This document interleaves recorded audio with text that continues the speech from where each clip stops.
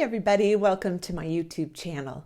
My name is Jill, otherwise known as the Enlightened Target, and this channel is devoted to narcissistic abuse, awareness and recovery, parental alienation, complex post-traumatic stress disorder, and anything and everything associated with those three main topics. Today we are going to talk about some of the strange, bizarre, and annoying behaviors of the narcissist. Things that aren't usually talked about a lot that they do. We talk about the classic narcissistic personality and character traits all the time. So today we're going to mix it up a little bit and discuss the top 10 strange, bizarre, frustrating, and annoying things that narcissists do that typically other people do not. If you're new to my channel, I would like to take a moment and welcome you and invite you to please subscribe and be sure and hit that notification bell because I put out new videos every week. Also, if you are interested in private one-on-one narcissistic abuse recovery coaching with me, please visit my website or send me an email. Both are linked in the description below. Number 1, the gifts they give you have hidden meanings. If they give you a lavish gift, then the hidden meaning is, look at me. Look at how rich and important I am. If they are trying to devalue you, they might not get you a gift at all when it's clearly a time when people are exchanging gifts, or they may give you a very tacky gift that is clearly nothing that you would ever like. They might buy you a gift and buy the exact same thing for themselves, or they may give you a gift with absolute strings attached and requirements they expect you to fulfill. They might also get you a gift that is related to something you are insecure about. For example, let's say you've put on a couple of pounds and you're trying to diet. They may get you a dress that you cannot fit in a passive-aggressive attempt to hurt and humiliate you. But one thing is for sure, gifts from a narcissist always have hidden meaning. Number 2, they walk ahead of you. This is such a frustrating and rude behavior that so many narcissists do to other people. They really make an effort to walk in front of you too. They want to give off the appearance that they are so important. They are always in a hurry, always having somewhere to go. And of course, the hidden message of walking 5 feet in front of you is in their mind a reminder of how important and superior they are to you. Narcissists always like to believe that they are so much more important than other people. Number 3, they interrupt because God knows nothing you or anyone else could be saying could be as important or smart or relevant or meaningful as what is coming out of their mouth. They interrupt constantly and they tend to be completely oblivious to the fact that they are doing it. Number 4, they talk to themselves. Ever notice that? For example, let's say you're with the narcissist and you had an encounter with someone else where the other person didn't really give the narcissist the reaction that they were wanting.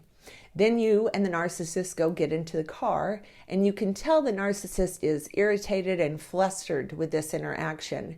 And while you're driving, the narcissist starts quietly talking to themselves. It looks like they're having a conversation. They are off in their own little world, oblivious to anything else that's going on, and talking to themselves. What they are actually doing is rewriting history. They are taking this interaction that they just had that possibly made them feel bad about themselves, and they are rewriting the narrative of what just happened into a version that suits them. They adjust the reality of what happened into a narrative that makes them feel special and superior. Number 5, they nitpick. Sit up straight, fix your shirt, pick up the house. It's just never good enough for them.